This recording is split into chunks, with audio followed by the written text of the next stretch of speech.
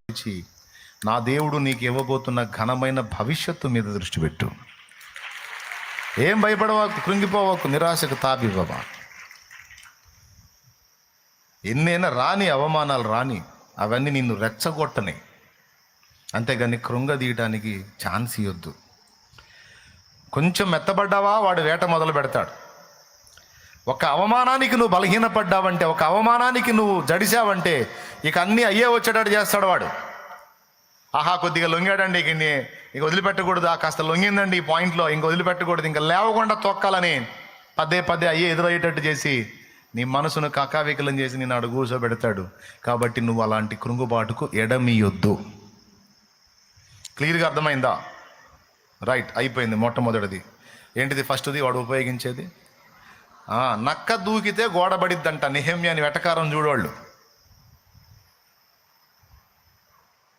నక్క దూకితే గోడబడిద్దంట, అట్లాంటి గోడరా వీళ్ళు కట్టేది అని ఎటకారం.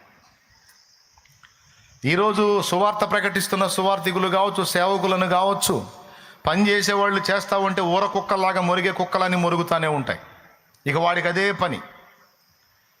ఇక ఊర కుక్క కానీ ఊళ్ళో ఉన్న కుక్క ఒక పొద్దు గూకులు ఏ చిన్న సప్పుడు కూడా గౌహని లేచినట్టు ఈ ఊర కుక్కలన్నీ మొరుగుతూనే ఉంటాయి నీ చుట్టూ చేరి.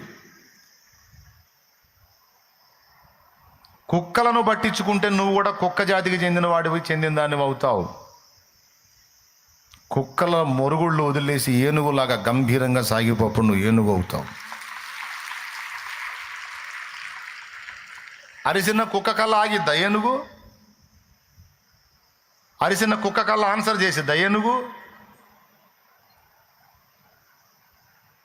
అడ్డమైన కుక్కలని నా వెంటే పడ్డ ఏడాడు కుక్కలని ఏందే నీ గోళ, ఏం చెప్పు అని ఆగిద్దా ఏనుగు? ఏనుగు గంభీరంగా సాగిపోతూ ఉంటుంది. ఇక దానికి మండి ఏ కుక్క అన్న అందుబాటులోకి వచ్చిందా, తొండంతో పట్టిందంటే ఇక గిరగిరా గిరగిరా గిరగిరా తిప్పి నేలకేసి కొట్టిందంటే 3 రోజులు స్పృహ రాదు కుక్కకి. స్పృహ రాకపోవటం సంగతి అక్కడ పెట్టి చచ్చేపోయింది. ఊళ్ళో ఉండి తొండంతో పట్టి ఇసిరిందంటే ఊరు బయట పోయి పడిద్ది. అది బతికిందో సచ్చిందో కూడా తెలియదు ఇక ఎవడికి. ఏనుగు ఎక్కడ, కుక్క ఎక్కడ. కాబట్టి అరిచిన ప్రతి కుక్కకి నువ్వు ఆన్సర్ చేయాల్సిన అవసరంలా. కుక్క పని ఏంది చెప్పండి? కుక్క ఏమన్నా గర్జించిద్దా? కుక్క ఏమన్నా గాంటించి? దాని పని మొరగటమే, దాని పని బతుకంతా దాని బతుకు. అది జాతి కదా. లాజిక్ లేని మొరుగుళ్ళన్నీ మొరుగుతుంటాయి కుక్కలు. ఆ పక్క సౌండ్ వినపడితే చాలు ఇది గవ్వని. ఎందుకు అరుస్తున్నావు? ఎందుకంటే దీనికి లాజిక్ తెలియదు. ఏమో సార్ నా జాతి ధరిసింది నేను అరుస్తున్నానంట. దేవునికి స్తోత్రం కలుగునుగా. హల్లెలూయా. కాదండి, మురిగే ప్రతి కుక్కకు నువ్వు ఆన్సర్ చేయాలా? నీ విలువేందో, నీకు దేవుడిచ్చిన కృప ఏందో, నీ గొప్పతనం ఏందో నీ సృష్టికర్తకు తెలుసు, నీకు తెలుసు, నీ దగ్గర అనుభవాలు పొందిన వాళ్ళకి తెలుసు. కుక్కలకేం తెలుసు? కుక్కలకు తెలిసింది ఒకటే, నిన్ను అవమానపరిచే విధంగా మొరగటమే. గుర్తుపెట్టుకో.